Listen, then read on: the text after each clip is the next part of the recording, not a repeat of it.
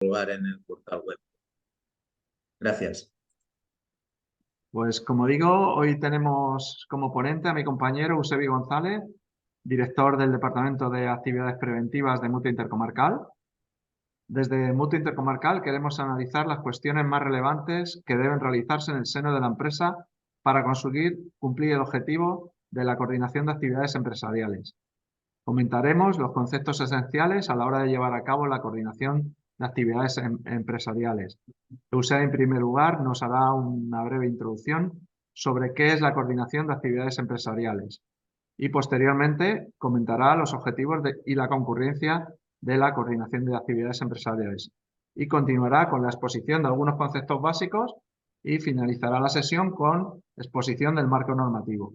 Esperamos que sea del interés de todos ustedes y antes de iniciar la jornada queremos recordarles que tienen a su disposición el apartado de preguntas y respuestas para realizar cualquier consulta o duda que les pueda surgir, las cuales responderemos al final de la charla. Sin más dilación y con la intención de ajustarnos al tiempo estimado, paso la palabra a mi compañero Eusebi. Muchas gracias por su asistencia. Gracias, Pedro. Gracias a todos los asistentes. Empezaremos la sesión, que es una sesión con mucho temario. Es un temario, bueno, pues muy importante, porque además la Administración pone énfasis en el cumplimiento de la correcta coordinación de las actividades empresariales entre empresas, por lo cual espero que les sea de utilidad y que sepan que en nuestro portal web y a través de nuestro mail o a través de nuestro teléfono móvil de Conexión 900 también podrán hacernos las consultas correspondientes que queden para dudas y demás. Empezamos y cuando dos, les comentaré, ¿no? La introducción esta de que cuando dos o más empresas coinciden en un mismo centro de trabajo, los riesgos laborales propios de la actividad de cada una de ellas pueden verse incrementados por varios motivos. Uno, por el defectuoso conocimiento que por parte de ellas, ¿no? De algunas de ellas, de las características del centro de trabajo, que no le es habitual.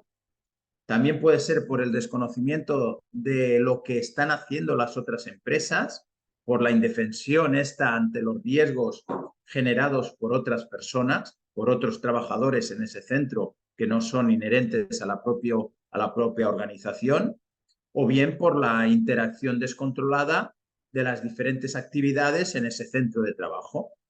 Una correcta y eficaz coordinación de actividades empresariales, por tanto, tiene como finalidad la eliminación o disminución de los riesgos laborales que puedan existir en los trabajadores que realicen conjuntamente las empresas contratistas y subcontratistas en los términos exigidos por la legislación actual y cómo aplicando los medios de coordinación empresarial adecuados a este fin. A lo largo de la jornada hablaremos sobre esa coordinación de actividades empresariales, el porqué de la misma y el objetivo que persigue.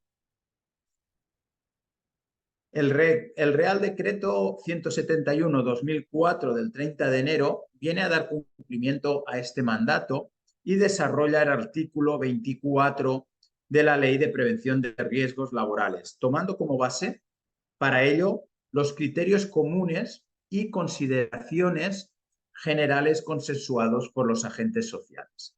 Según el Instituto, como ven ustedes en pantalla, el Instituto Nacional de Seguridad y Salud en el Trabajo, la coordinación de actividades empresariales es el hecho de poner en práctica los medios más adecuados para que cuando los trabajadores de dos o más empresas coincidan en un mismo centro de trabajo puedan cooperar entre sí con el objeto de que dicha concurrencia de actividades no repercuta negativamente en la seguridad y salud de dichos trabajadores. Los objetivos del CAE.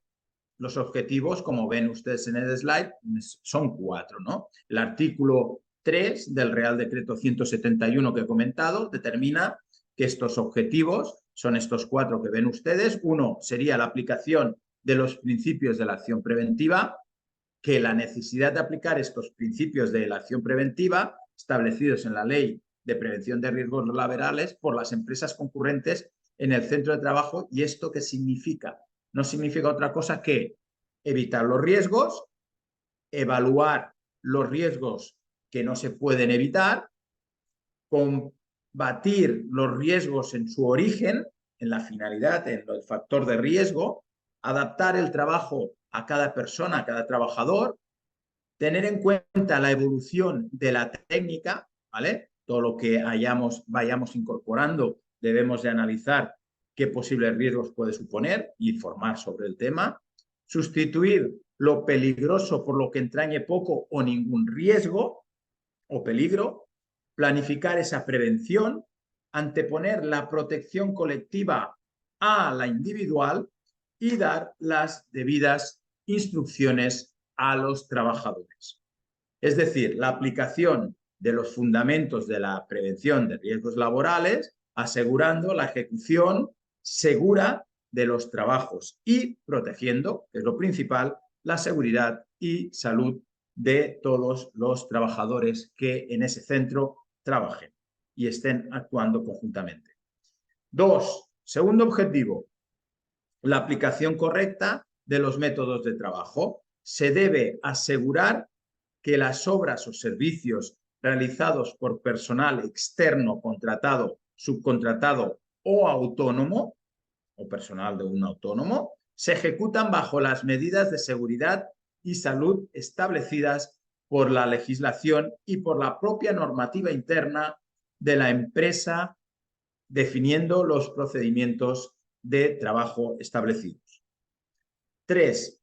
El control de las interacciones de las diferentes actividades y en particular cuando puedan generar riesgos calificados como graves o muy graves o cuando se desarrollen en el centro de trabajo actividades incompatibles entre sí por su incidencia en la seguridad y salud de los trabajadores que están en el centro de trabajo realizando esas tareas. Con objeto de asegurar el control del riesgo y que no aumenta la ejecución de otro trabajo en la misma área, los trabajos se deben planificar, controlar en su ejecución, estableciendo las medidas de seguridad que garanticen en todo momento la integridad del operario y de las instalaciones.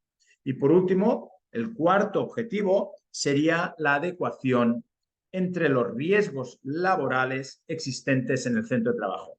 Hace referencia a informar de los riesgos existentes en el área donde van a ejecutarse los trabajos y dar instrucciones específicas y adecuadas para trabajar de forma segura en función de los riesgos existentes. Los tipos de concurrencia, los ven ustedes en pantalla, son la concurrencia de trabajadores de varias empresas en un mismo centro de trabajo, la concurrencia de trabajadores de varias empresas en un centro de trabajo del que un empresario es titular y concurrencia de trabajadores de varias empresas en un centro de trabajo cuando existe un empresario principal. Comentar que es el empresario titular y el principal, o titular y principal, o en este caso para que ustedes lo conozcan, ¿no? Y tengan constancia. El empresario titular, cuando se contrate una actividad distinta de la que se realiza en el centro de trabajo. Ejemplos. Por ejemplo, la limpieza en una oficina, una fábrica, en una tienda, el mantenimiento de los ascensores de una empresa, los mensajeros que me vengan habitualmente a dar pues, productos. Y un empresario principal sería cuando se contrate la misma actividad que se realiza en el centro de trabajo. Por ejemplo, una empresa eléctrica contrata el mantenimiento de las líneas y subestaciones. Una empresa de construcción contrata pues, la albañilería, el encofrado, la ferralla, etc. Una empresa de consultoría contrata la realización de trabajos administrativos. Por ejemplo, también tendríamos las empresas que coincidan con otras y no correspondan a ninguno de los casos anteriores, aunque es muy poco frecuente, si bien las obligaciones impuestas para estos empresarios serían comunes, igual que para los casos de titular o principal. Antes de entrar en la normativa, es importante, como antes ha dicho mi compañero Pedro, que hablaría de los conceptos básicos más importantes intervinientes en la coordinación de actividades empresariales. Hablamos de conceptos como pueden ser la propia actividad, el trabajador autorizado, el centro de trabajo, la concurrencia, la vigilancia, la información necesaria, responsabilidad solidaria y subsidiaria, trabajo especial, etc. Si empezamos, ¿qué es el centro de trabajo? El artículo 2 del Real Decreto 171 define como el centro de trabajo el área edificada o no a la que los trabajadores deben de permanecer o a la que deban acceder por razón de su trabajo. Es decir, el área definida en el contrato donde la empresa contratista realizará la actividad que se le contrata. En ocasiones será todo el centro, todas las instalaciones de la empresa. El artículo 1.5 del Estatuto de los Trabajadores da una definición más compleja y detallada. Considera el centro de trabajo como la unidad productiva con organización específica que sea dada de alta como tal ante la autoridad laboral. ¿Qué es la propia actividad? En materia de coordinación de actividad empresarial, la actividad propia es un factor fundamental para establecer las obligaciones de la empresa, ya que la legislación actual establece las obligaciones de la empresa contratante teniendo en cuenta su actividad y si la actividad contratada se corresponde o no a la propia actividad a realizar. El análisis de la jurisprudencia reciente señala que existen dos interpretaciones, visiones globales del concepto de la propia actividad. Por un lado tendríamos la interpretación amplia y por otro la interpretación restrictiva. La interpretación amplia incluye las actividades indispensables, es decir, todas aquellas actividades del ciclo productivo y aquellas actividades complementarias necesarias para la actividad de la empresa. Por ejemplo, la limpieza, el mantenimiento. Y en cambio, la interpretación restrictiva incluye las actividades inherentes, es decir, actividades correspondientes únicamente al ciclo productivo. Para clasificar este tipo de actividades podemos hacer uso de diferente información. Uno, actividad que figura en el objeto de la escritura de la Constitución, o bien también a través del código asignado de la Clasificación Nacional de Actividades Económicas, el CENAE, aunque en este caso yo siempre digo que el CENAE en muchos casos no profundiza con detalle en las tareas desarrolladas en el proceso, ¿no? Por otro lado, el Instituto Nacional de Seguridad y Salud en el Trabajo da las pautas, ¿no?, en las notas técnicas. Como ven ustedes en pantalla, sobre todo las dos últimas, la 1052 y la 1053, nos hablan de que la coordinación de actividades empresariales, qué criterios, los criterios de eficiencia para determinar si un empresario actúa como principal, preguntándose básicamente si imparte a la empresa contratada instrucciones sobre los procedimientos de trabajo que deben de seguir, si facilita a los equipos de trabajo a la empresa contratada para el desarrollo de sus tareas, si contrata la actividad de forma continua y habitual o si la empresa cuenta en su propia estructura con recursos que habitualmente realizan las actividades contratadas. El tercer concepto que les quería comentar es la concurrencia de empresas. La concurrencia de empresas se produce cuando en un mismo centro de trabajo, habiendo un titular del mismo, existen una o más empresas desarrollando trabajos simultánea o sucesivamente. El dueño del centro o bien contrata los trabajos en beneficio del cual se realizan y o pone a disposición espacios de trabajo compartidos. Estos espacios de trabajo podrían estar, antes lo he comentado, creo, edificados o no, limitados por barreras físicas entre ellos o no. Existen diversos escenarios que derivan en distintos tipos de concurrencia. Por ejemplo, empresas que solo comparten un mismo centro de trabajo. El titular del centro no tiene personas trabajadoras en él y no desarrolla actividad empresarial en el mismo.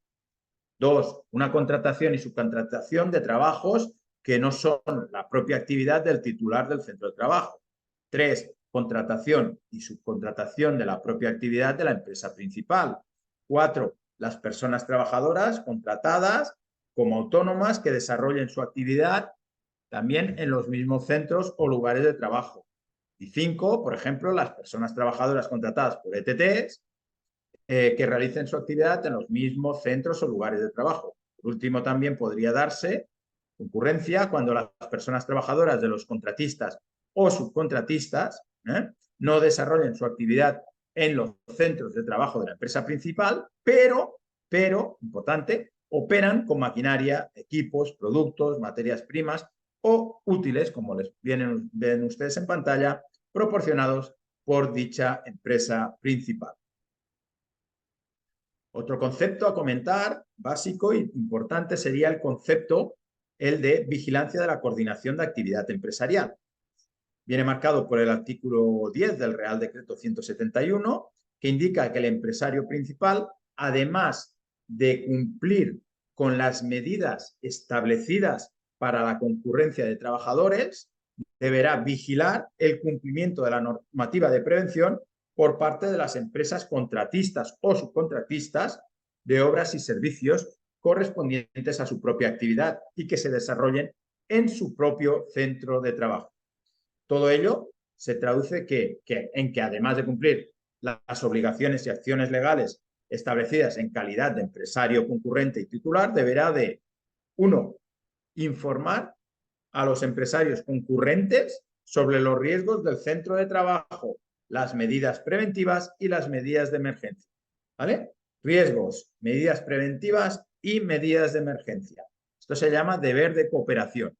2, dar instrucciones para la prevención de los riesgos laborales en el centro de trabajo, que esto es el deber de dar información e instrucciones.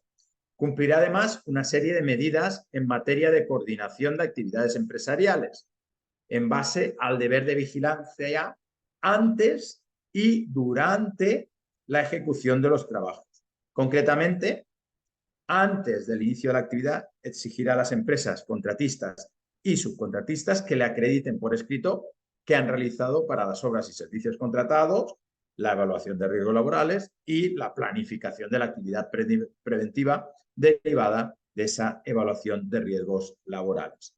Y 2, que han cumplido sus obligaciones en materia de información y formación respecto a los trabajadores que vayan a prestar esos servicios en el centro de trabajo. Estas acreditaciones deben de ser exigidas por la empresa contratista para su entrega al empresario principal, cuando subcontratara con otra empresa la realización de la parte o obra del servicio. Es importante también. Si yo subcontrato, esta información debe ser facilitada al empresario principal. Durante el transcurso de la actividad, que sería la otra parte, ¿qué haremos?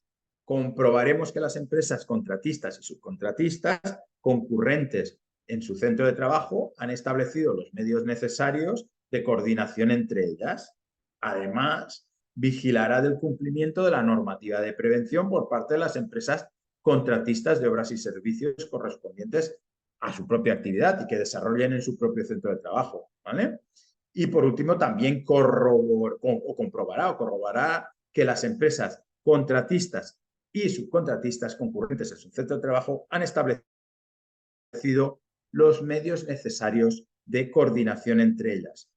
Lo dispuesto hasta ahora con anterioridad se entiende sin perjuicio de que la empresa principal, además, responderá solidariamente con los contratistas y subcontratistas durante el periodo de la contrata.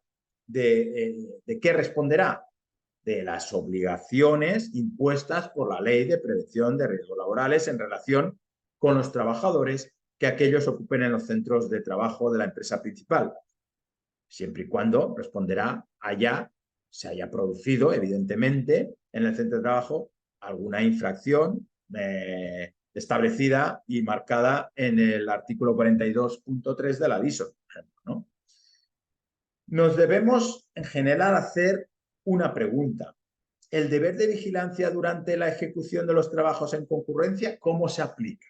¿No? Porque al final, asegurar un adecuado control de los riesgos laborales requiere desarrollar también una serie de cometidos que no solo sería implantar las medidas preventivas necesarias en los lugares de trabajo, sino también mantenerlas efectivas en el tiempo. Ello representa establecer sistemas de inspecciones y revisiones para asegurar que esas medidas preventivas son las más idóneas en cada momento. Y además, contribuyendo esto, si tú vas controlando, a la optimización de las mismas, ¿no? A día de hoy se emplean fundamentalmente dos tipos de técnicas. Las tienen ustedes en pantalla. Por un lado, la inspección de seguridad y por la otra, la observación preventiva del trabajo. Si hablamos de la inspección de seguridad, esta permite la identificación de deficiencias y elaboración de medidas preventivas a adoptar para eliminar o minimizar dichas deficiencias o mejora en general de las condiciones de trabajo. Este tipo de control, ¿vale?, de inspección, suele estar más orientada a evitar y controlar las deficiencias de las instalaciones, máquinas, equipos de trabajo en general, o sea, de esas condiciones materiales del trabajo. Y en cambio, por otro lado, tendríamos la observación preventiva del trabajo, que permite controlar con mayor énfasis las actuaciones de los trabajadores, el comportamiento de esos trabajadores, en el desempeño de sus funciones para asegurar que el trabajo se realiza de forma segura y de acuerdo con lo que establece la normativa establecida. Con esta técnica se pretende también favorecer la adopción de comportamientos seguros con el soporte imprescindible de una formación continuada y de unos procedimientos escritos de trabajo como medidas preventivas. No existe una fórmula, ya les digo, ¿no?, les avanzo, no existe una fórmula escrita acerca del número de inspecciones, por si acaso me hacen la pregunta, ¿no?, o observaciones de seguridad a realizar, ni de los recursos que se deban de aplicar, tantos propios como ajenos, en esas labores de vigilancia. Por este motivo se hace necesario elaborar, ¿no?, un procedimiento donde se recojan como mínimo los puntos que les diré ahora. 1. Planificación de las inspecciones y observaciones de seguridad, los parámetros críticos de frecuencia, etc. ¿Quién y quiénes realizan las inspecciones y observaciones de seguridad? ¿Y cuál debe ser su formación y capacitación? La designación de estas personas, de los inspectores, ¿no? Actuación en caso de incumplimiento de incidente o del accidente. Un reporte de la inspección y comunicación del mismo. Y, por último, también acciones correctivas y preventivas. Otro concepto sería el de documentación. La coordinación de actividades empresariales, según el artículo 23 de la Ley de Prevención, establece la obligación empresarial de elaborar y conservar a disposición de la autoridad laboral una serie de documentación preventiva. Cualquier información o documentación derivada de lo establecido en el Real Decreto 171 de coordinación, sobre la coordinación de actividades empresariales, que se formalice por escrito, formará parte también de la documentación establecida en el artículo 23 de la Ley de Prevención, ¿vale?, según marca la disposición adicional tercera de este Real Decreto 171. Dada la problemática que representa la gestión documental de esta materia, debido a la ausencia de concreción en normativa al respecto, podemos realizar una clasificación orientativa de documentos siguiendo diferentes criterios establecidos por distintas instituciones en la materia. Por ejemplo, la Fundación de la Prevención de Riesgos Laborales, el Instituto Nacional de Seguridad y Salud en el Trabajo, confederaciones de empresarios, etcétera, nos marcan un poco las líneas donde de la documentación es necesaria a tener en cuenta, ¿no? No voy a mencionar todos los documentos, ya que los tienen ustedes relacionados en las fuentes que he comentado, pero sí que les mencionaré alguno, ¿vale?, de cada uno de los apartados, ¿no? Referente, por ejemplo, a la documentación relativa a la empresa, pues deben de tener los contratos mercantiles con clientes, proveedores y contratistas, los contratos laborales, los contratos de de puesta a disposición de las ETTs, listado de personal propio de proveedores, contratistas y visitas, documentación de la seguridad social, pólizas de responsabilidad civil, modalidades preventivas implicadas en la empresa, plan de prevención, código, bueno, certificar muchos pólizas de seguro de accidente, etcétera, etcétera, según convenio. Además de los mencionados, sí que es importante comentar que en el caso de la construcción sí que deberíamos de añadir muy concretamente el acta de adhesión al plan de seguridad y salud, el registro, por ejemplo, de empresas acreditadas, el REA, o los registros de información y de entrega de EPIs de trabajadores, de proveedores, contratistas y visitas. En un ámbito puramente preventivo, deberíamos tener las instrucciones y normas de prevención, la designación de recurso preventivo o coordinador de actividad preventiva, el plan de emergencia de autoprotección, nombramiento del coordinador de seguridad y salud en fase del proyecto de ejecución, libros de subcontratación, libros de incidencias, ficheros de datos de indicadores de preventivos, controles periódicos, documentación técnica, inspecciones técnicas y mantenimiento, bueno, y distintos temas.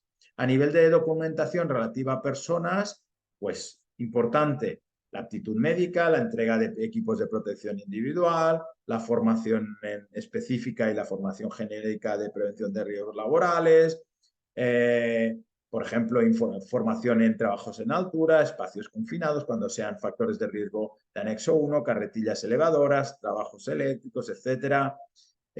Contrato laboral, evidentemente, todo el tema de reconocimiento de alta de la seguridad social, autorizaciones y carnets y registros para el uso de diferentes tipos de maquinaria, etcétera, etcétera, etcétera. Muchísima documentación específica.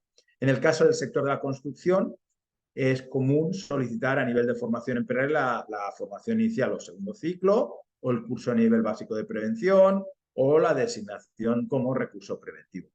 Y respecto a la documentación relativa a las máquinas, desde permisos de circulación, fichas técnicas, inspecciones técnicas de vehículos, revisiones de mantenimiento, también es importante, el marcado CE o certificado de adecuación de los equipos de trabajo, el manual del uso de máquinas en el idioma específico de los trabajadores. Esto vigilemos, porque debemos de hacer entender el uso correcto de esa maquinaria, etcétera, ¿no? Y otros documentos les he puesto en pantalla, desde fichas de seguridad de los productos químicos, en las herramientas manuales, poner el manual de usuario para su correcta utilización, en andamios el manual de usuario, certificado de montaje, revisiones periódicas, etcétera, etcétera. Como ven, puede haber mucha documentación, pueden tener la consulta en los organismos que les he comentado, desde el Instituto Nacional, la Fundación Laboral, etcétera. Otro concepto básico a comentar sería el de la responsabilidad subsidiaria y solidaria. Como empresa principal o contratista, ante la dejación de estas funciones, ¿cómo puede afectarnos las diferentes responsabilidades solidarias o subsidiarias por el incumplimiento de las empresas en niveles inferiores?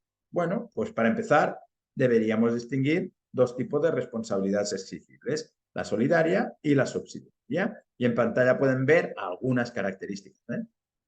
El pago, por ejemplo, en solidaria, el pago de los responsables solidarios se puede exigir de forma simultánea que al deudor principal, y en cambio en la subsidiaria el pago a los responsables subsidiarios solo se podría exigir si la administración ha intentado sin éxito cobrar al deudor principal. La obligación solidaria, por un lado, implica que se puede exigir a cada responsable solidario el total de la deuda, en cambio implica que el responsable subsidiario, tiene el deber de responder, pero solo si el deudor no lo hace. Puede iniciarse, por un lado, el proceso de cobro contra el responsable solidario, sin que el proceso de cobro al deudor principal haya fallado, y en cambio no puede iniciarse el proceso de cobro contra el responsable subsidiario hasta que resulte fallido el cobro contra el deudor principal. Estas son algunas, pueden mirarlo en la normativa, pero a nivel de hay diferentes aspectos diferenciales. Por último, a nivel de conceptos, quiero comentarles qué es un trabajo especial, ¿no? La legislación en prevención de riesgos laborales a menudo se hace referencia al concepto de trabajo especial o riesgo especial, dentro del contexto del control del riesgo y la aplicación de medidas preventivas. La referencia en la coordinación de actividades empresariales al riesgo especial aparece referenciado sobre todo en el Real Decreto 604/2006, que modifica el reglamento de los servicios de prevención, donde en el artículo 22 bis se indica que la presencia de recursos preventivos será necesaria cuando se realicen actividades o procesos bastante peligrosos, peligrosos especiales. En el Real Decreto Legislativo 5 del 2000 se define en los artículos 12 y 13 las infracciones a nivel de coordinación de actividades empresariales en el caso de accidente o incidente, diciendo que aumentan, ¿vale?, cuando hablamos de trabajos especiales. O sea, nos dice que cuando el empresario titular del centro de trabajo no adopta las medidas necesarias para garantizar que las empresas concurrentes reciban información e instrucciones adecuadas en la forma y contenido establecidos en la normativa de prevención de riesgos laborales sobre estas medidas, y además sobre los riesgos y medidas de protección, prevención y emergencia, se considera que ha realizado una infracción. Y esta se puede tipificar como muy grave en el caso de que se trate de actividades que se consideren peligrosas o con riesgos especiales.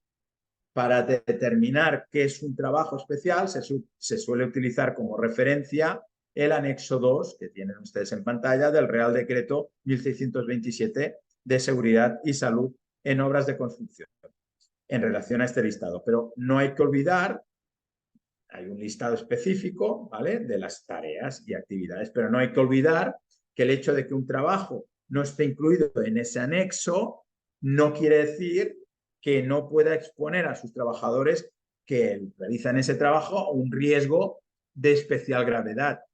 En general, tienen que tener en cuenta que riesgo especial o riesgos de especial gravedad, se habla con riesgos de sepultamiento, hundimiento, caída en altura, en los de exposición a agentes químicos o biológicos que supongan un riesgo de especial gravedad o posible riesgo de especial en la salud de los trabajadores, las radiaciones ionizantes, la proximidad a líneas eléctricas de alta tensión, trabajos que expongan al riesgo de ahogamiento por inmersión, obras de excavación de túneles, pozos y movimientos de tierra subterráneos, bueno, uso de explosivos, montar, desmontar elementos pesados y prefabricados, etcétera, etcétera.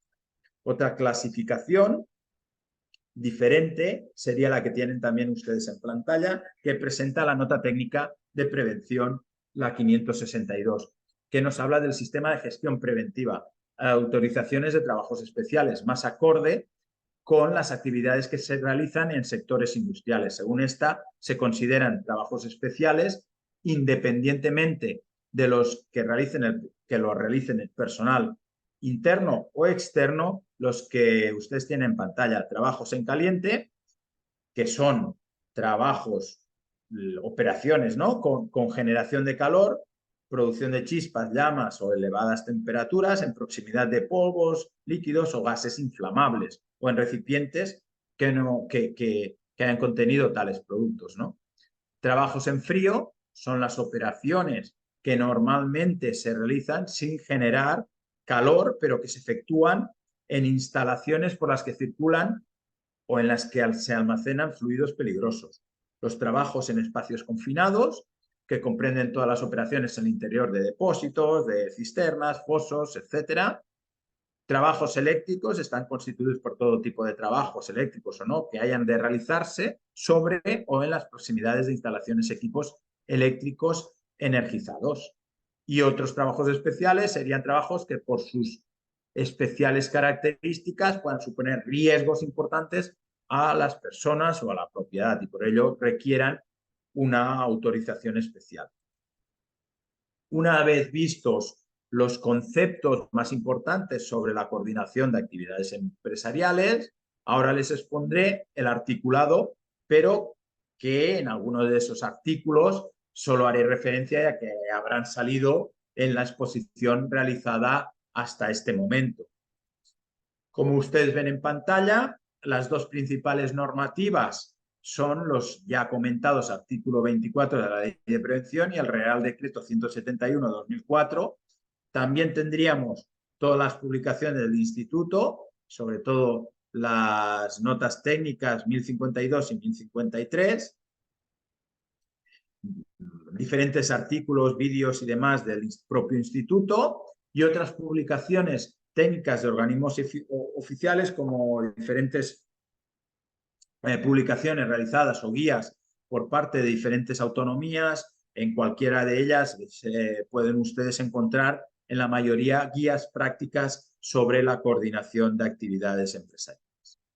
Como ven ustedes también en la presentación, el artículo 24 de la Ley de Prevención establece los medios necesarios de coordinación y especifica además que también les es de aplicación a los trabajadores y trabajadoras autónomos.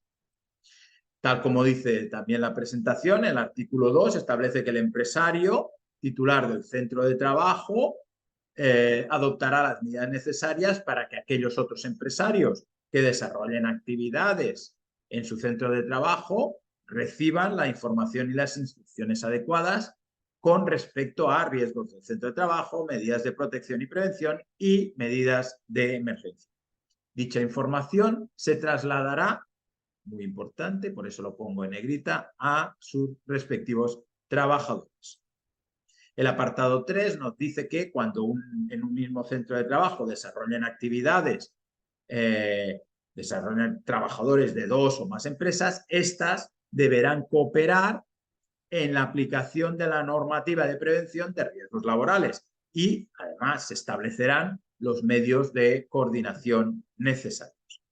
Y por último, el apartado 4 de la ley del artículo 24 de la Ley de Prevención refleja que las obligaciones consignadas en el último párrafo del apartado 1 del artículo 41 de esta ley serán también de aplicación respecto a las operaciones contratadas en los supuestos en los que los trabajadores de la empresa contratista o subcontratista no presten servicios en los centros de trabajo de la empresa principal, siempre que tales trabajadores deban operar con maquinaria, equipos, productos, materias primas o útiles proporcionados por la empresa principal, lo he comentado antes.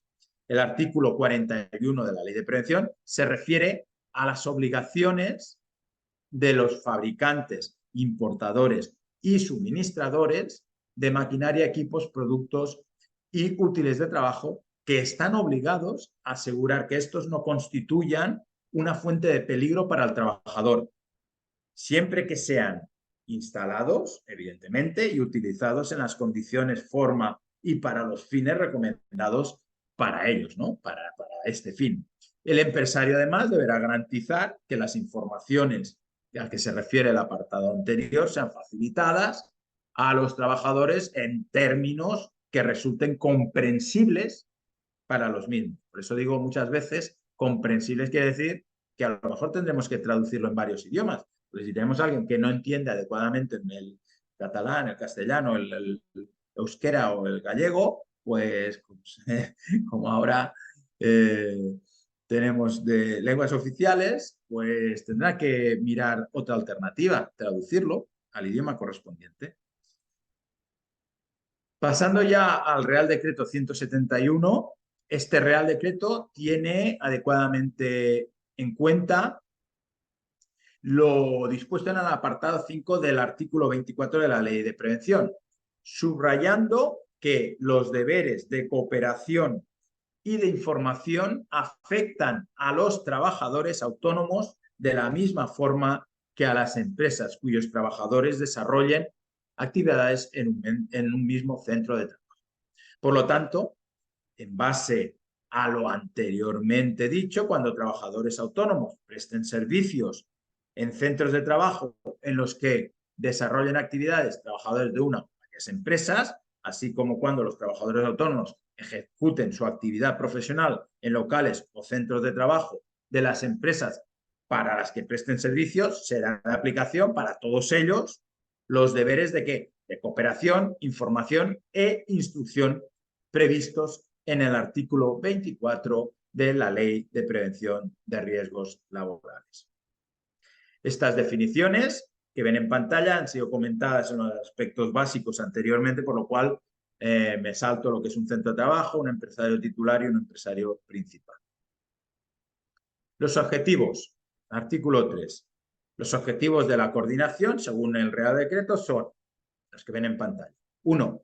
La aplicación coherente y responsable de los principios de la acción preventiva por las empresas concurrentes, o sea, que lo que ven, evitar riesgos, evaluarlos, combatir los riesgos en su origen, adaptar el trabajo a cada persona, etcétera. La aplicación correcta de los métodos de trabajo por las empresas concurrentes.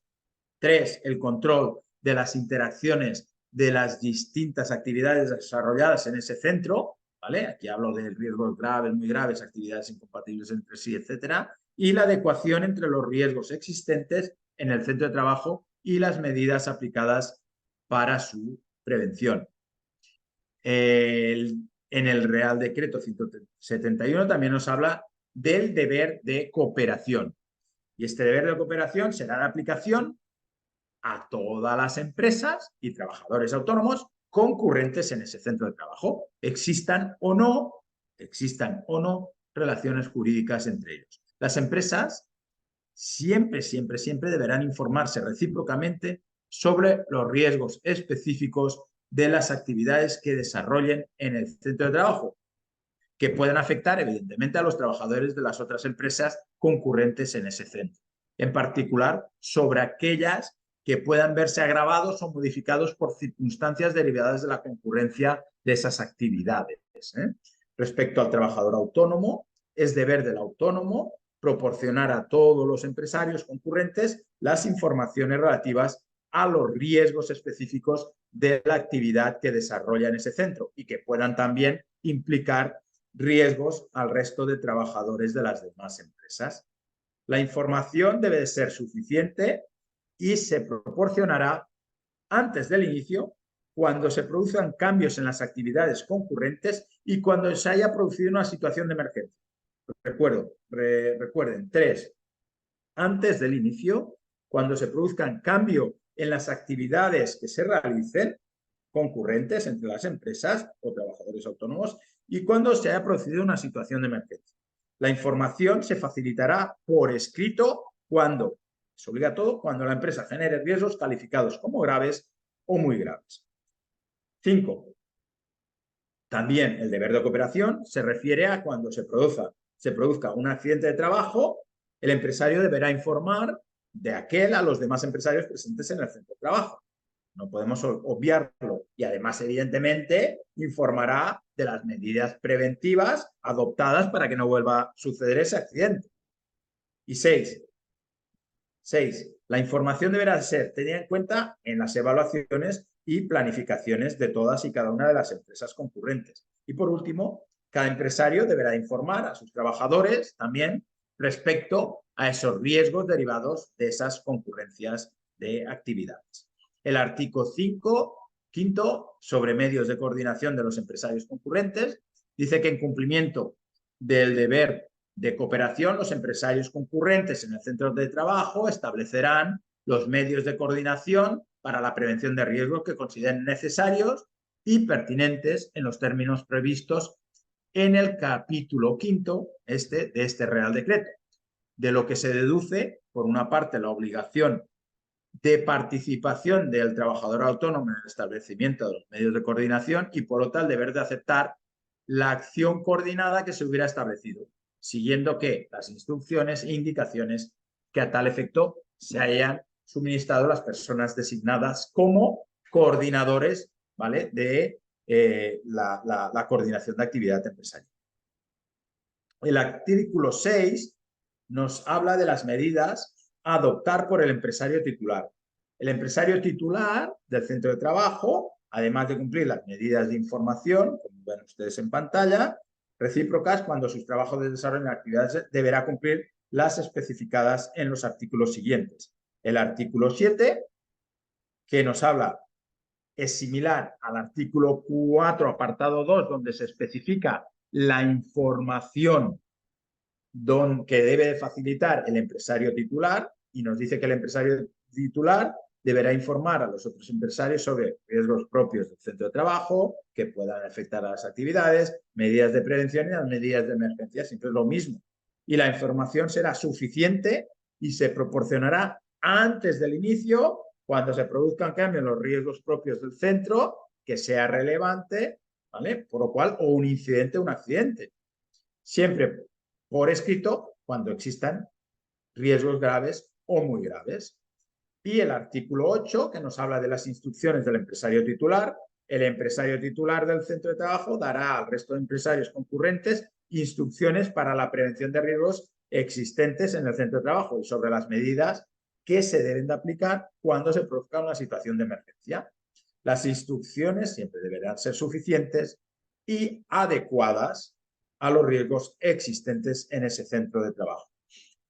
Respecto al artículo 9, nos habla de las medidas que deben adoptar los empresarios concurrentes y en este sentido nos habla que los empresarios que desarrollen las actividades en un centro de trabajo del que otro empresario sea titular tendrán en cuenta la información recibida en la evaluación de riesgos y en la planificación de la actividad preventiva, según lo que marca el artículo 16 de la Ley de Prevención. Los empresarios concurrentes deberán comunicar a sus respectivos trabajadores la información y las instrucciones recibidas del empresario titular del centro de trabajo, también marcado en un artículo que es el 18.1 de la Ley de Prevención. Y recordamos el matiz de que se encuentra al final del artículo, que además se lo he puesto. Las medidas a las que se refieren los apartados anteriores serán de aplicación a todas las empresas y trabajadores autónomos que desarrollen actividades en el centro de trabajo, existan o no relaciones jurídicas entre empresario y titular y ellos. Artículo 10. Nos habla del deber de vigilancia del empresario principal. Como ya lo he comentado ampliamente en el concepto básico anterior, en los conceptos básicos de vigilancia, lo paso. Cualquier cosa lo pueden comentar o solicitar. El artículo 11 es la relación no exhaustiva de medios de coordinación. Habla del intercambio de información, celebración de reuniones, reuniones conjuntas con el Comité de Seguridad, impartición de instrucciones, implementación de medidas preventivas conjuntamente, recursos preventivos de las empresas concurrentes y designación de las personas encargadas de la coordinación. Los empresarios concurrentes en el centro de trabajo, una vez recibida la información establecida en los artículos anteriores y antes del inicio de la actividad, establecerán los medios de coordinación que consideren necesarios y pertinentes. Esta iniciativa para el establecimiento de los medios de coordinación corresponderá al empresario titular del centro de trabajo, cuyos trabajadores desarrollen actividades en este o, en su defecto, al empresario principal. Y estos medios de coordinación deberán actualizarse cuando no resulten los adecuados. Cada empresario deberá de informar a sus trabajadores respectivos sobre los medios de coordinación establecidos y si son recursos preventivos o coordinadores de prevención, coordinadores de actividad, se facilitará a los trabajadores los datos necesarios para permitirles su identificación.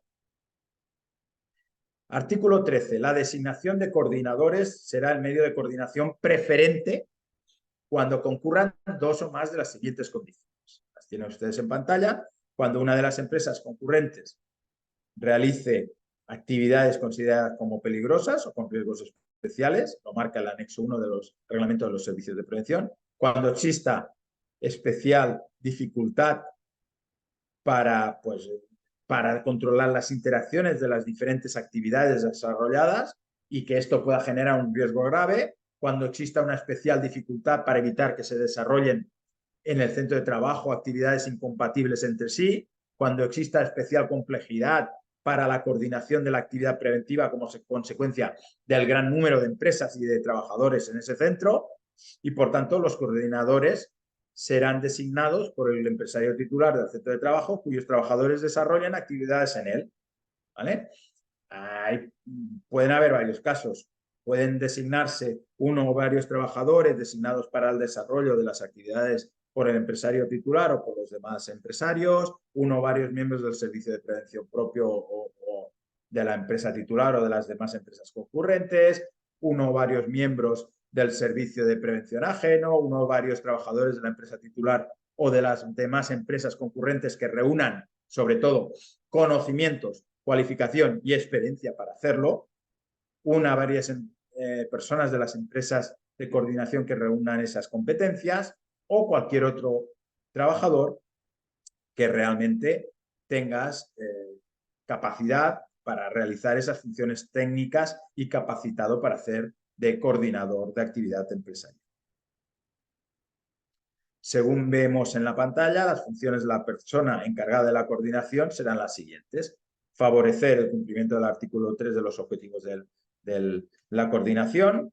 Es un enlace de la información, canalizador de la información, otros aspectos encomendados por el empresario titular y serán personas facultadas para conocer la información del intercambio entre las empresas, acceder a cualquier zona del centro de trabajo, impartir instrucciones, proponer medidas preventivas. Esas son 4 de las funciones específicas del coordinador de actividad empresarial. Es importante estar en el centro de trabajo el tiempo necesario para el cumplimiento de estas funciones y contar con la formación preventiva necesaria. Y casi acabando, el artículo 15 de los delegados de prevención. La Ley 43 del 2006 para la mejora del crecimiento y del empleo modifica este artículo 42 del Estatuto de los Trabajadores en los siguientes conceptos. Nos dice que cuando la empresa concierte un contrato de prestación de obra o servicio con una empresa contratista o subcontratista, deberá informar a los representantes legales de sus trabajadores sobre los siguientes extremos: nombre o razón social, domicilio, número de identificación fiscal de la empresa contratista o subcontratista, lugar de ejecución de la contrata, en su caso el número de trabajadores que serán ocupados por la contrata o subcontrata, medidas previstas de la coordinación de actividad desde el punto de vista de la prevención,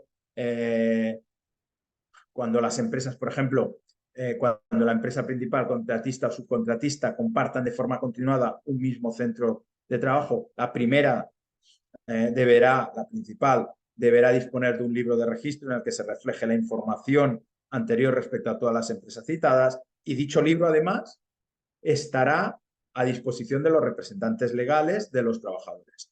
Los trabajadores de las empresas contratistas y subcontratistas, cuando no tengan representación legal, tendrán derecho a formular a los representantes de los trabajadores de la empresa principal cuestiones también relativas, ¿no?, a las condiciones de ejecución de la actividad laboral, mientras compartan el centro de trabajo y carezcan de esa representación de trabajadores. Los representantes de los trabajadores de la empresa principal y de las empresas contratistas y subcontratistas, cuando compartan de forma continuada el centro de trabajo, podrán reunirse a efectos de coordinación entre ellos y en relación a las condiciones de la ejecución de la actividad laboral.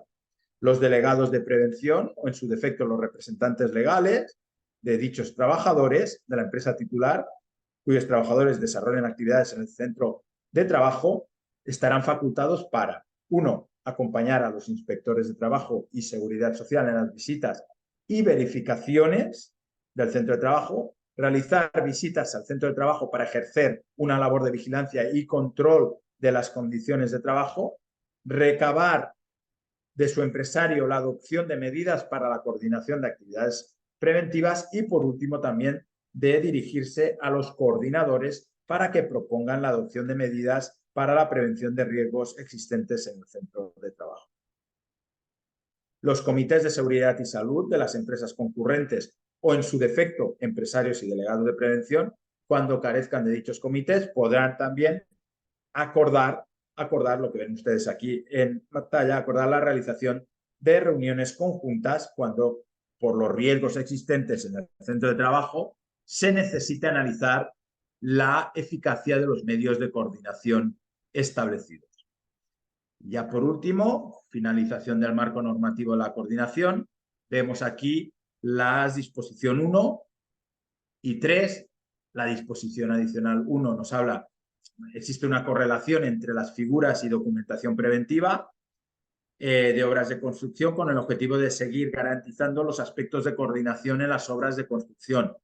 Los medios de coordinación en el sector de la construcción serán establecidos en el Real Decreto 1627 y en la disposición adicional 14ª de la Ley de Coordinadores y Recursos Preventivos, así como cualquier otro complementario que puedan establecer las empresas concurrentes en la obra.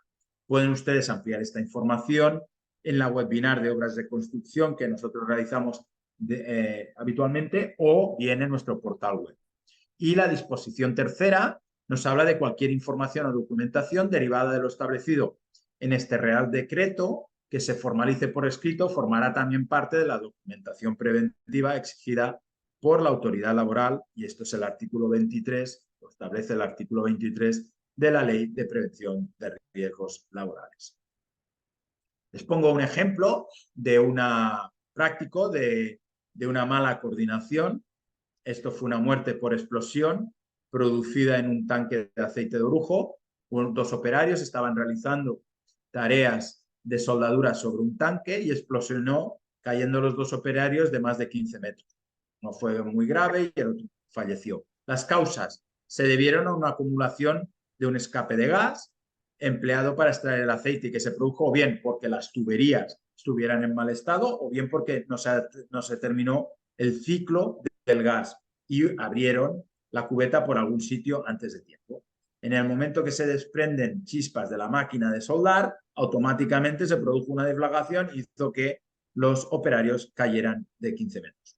No hubo coordinación de ningún tipo con la empresa principal. Punto 1, negligente. No se coordinó con el fin del ciclo del gas. Punto 2, y además incumplió gravemente las medidas de prevención. No llevaban arneses. Imagínense ustedes la situación.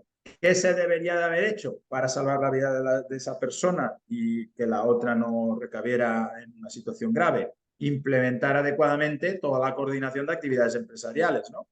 Preventivas, informar de los riesgos, establecer las medidas preventivas, designar un coordinador de actividad preventiva, en definitiva, cumplir con los 4 objetivos de la coordinación: la aplicación de los principios de la acción preventiva, la aplicación correcta de los medios de trabajo, control de las interacciones de las diferentes actividades y la adecuación entre los riesgos laborales existentes en ese centro de trabajo. Ven ustedes, les he puesto también las diferentes notas técnicas del Instituto Nacional de Seguridad y Salud, guías prácticas de diferentes de la PCAE, del Instituto Nacional de Seguridad y Salud en el Trabajo, de nuestra web, documentación de coordinación diferente de nuestro portal web e información de nuestra mutua. En este sentido, incluso infografías, pósters y diferente documentación que está a su disposición en nuestro portal web. En principio, resumiendo, y así acabo, conseguir implementar un procedimiento de coordinación de actividades empresariales fiable, ágil y eficaz, creemos que no es una misión imposible. Para conseguirlo, deberíamos analizar, en primer lugar, las particularidades de nuestros proveedores y clientes, los riesgos existentes e interacciones en concurrencia de trabajos, así como las medidas preventivas a establecer en cada caso. Debemos centrarnos en que no sea un mero intercambio de documentación, sino una posibilidad de mejora preventiva. Y para ello, ¿qué debemos hacer? Preguntarnos varias cuestiones básicas. ¿Qué debemos informar? ¿Qué información requerir? ¿Bajo qué criterios? ¿Con qué cumplir? ¿Cómo cooperar de forma ágil? ¿Con qué recursos? ¿Cómo establecer las medidas preventivas eficazmente?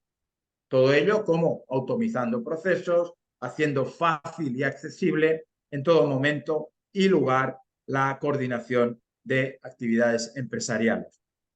Y por lo cual me debo de preguntar, ¿cumple actualmente mi procedimiento con todos los requisitos del Real Decreto 171?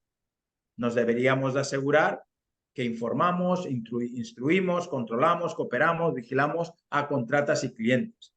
Muchos procedimientos de coordinación, de los que estamos viendo día a día, todo el personal de nuestro departamento, es a veces, mero intercambio documental, que muchas veces tan solo responde al deber de información y cooperación, incurriendo en riesgos de sanción y responsabilidades por incumplimientos legales. Otra pregunta sería, ¿el procedimiento se ha formulado de una perspectiva integral pero sencilla? No descuidemos esa sencillez, la claridad del procedimiento, cuidar un poco los elementos como las jerarquías, niveles de subcontratación, los plazos, los roles en el procedimiento de coordinación. Garantizaremos así que cumplamos con éxito las exigencias legales y nos otorgará la eficiencia real del día a día. Hasta aquí, Pedro. No sé si hay preguntas, Pues, consultas. Creo que estamos justillos de tiempo, pero aún puedo responder si consideráis vale, pues alguna muchas pregunta, si ha gracias. habido alguna, claro, y si no, la responderemos posteriormente. Vale, pues muchas gracias, Usai, por tu ponencia. Y efectivamente tenemos alguna. Yo creo que un par de ellas, por lo menos, intentaremos resolver, ¿no? Y si te parece, paso con la primera. La primera dice, ¿puedo o debo complementar el intercambio de documentación del procedimiento de coordinación de actividades empresariales? Mm, Yo entiendo, a ver, la pregunta es un poco así, no acabo de entender el significado, pero entiendo que si ya te has coordinado con tus proveedores, con tus clientes, utilizando el intercambio documental, y además lo has hecho, como hemos comentado, hasta ahora mismo, durante la jornada, de una forma eficaz, ágil y cumpliendo con todos los requisitos que legalmente nos solicita el Real Decreto 171 y la Ley de Prevención, el hecho de, básicamente, deber de informar e instruir a los empresarios y trabajadores concurrentes sobre los riesgos, medidas preventivas y situaciones de emergencia, el deber de cooperar en la aplicación de la normativa, el deber de control y el deber de vigilancia, que no le veo tampoco qué sentido tiene repetir, ¿no?, la parte del procedimiento o ampliar la documentación aportada. Yo, en principio, nos debemos de asegurar de utilizar los medios de coordinación que más se adapten y hagan más eficaces la planificación de nuestra actividad preventiva. No todo debe de recaer en un mero intercambio documental, como ya he comentado. Y yo, en vez de ampliar con más documentación, lo que haría es mejorar la comunicación posterior de control y vigilancia, realizando reuniones de coordinación, ajustando los recursos preventivos, ampliando la formación a todos los trabajadores afectados, comunicar si hay algún incidente o accidente, especificar las medidas correctivas a realizar para que no se vuelva a repetir ese incidente, etcétera, etcétera, etcétera. Bien, pues si te parece hago otra más. ¿Qué ocurre si se incumple la normativa en materia de coordinación de actividades empresariales? Uf. Bueno, a ver, la ley de prevención ya nos dice, por un lado, que el incumplimiento por los empresarios de sus obligaciones en materia de prevención de riesgos laborales, ¿no?, dará lugar a responsabilidades administrativas, civiles, penales, incluso de seguridad social. Hay una jornada incluso que hablamos de este tema, de la responsabilidad jurídica del empresario, ¿no? Al final, la Inspección de Trabajo y Seguridad Social es la encargada, en principio, de iniciar un procedimiento a través de su órgano competente, procedimiento una vez quede comprobada la infracción de la normativa, a requerir a esa empresa, ¿no?, para la subsanación, ¿vale?, de las deficiencias observadas, sin perjuicio de la propuesta de sanción que puedan aplicar, ¿vale? Por lo cual, la desobediencia de estas obligaciones en materia de prevención de riesgos laborales y coordinación, en este caso, de actividades empresariales, supone, al final, incurrir en una infracción que puede ser considerada leve, grave o muy grave, conforme a la naturaleza del deber infringido por el empresario, al final, o incluso de los trabajadores, ¿no? Los artículos, hay diferentes artículos de la ley de infracciones y sanciones de orden social, de la famosa LISOS, que lo establecen, ¿no? Por su parte también nos marca esa LISOS también las sanciones, ¿no?, que la cantidad de esas sanciones en función del tipo y grado, que de leve a muy grave y de grado mínimo, medio o máximo. Pues muy bien, Usebi, hay alguna más, pero ya como nos pasamos bastante del tiempo, pues ya la contestamos por correo electrónico, como hemos dicho al principio.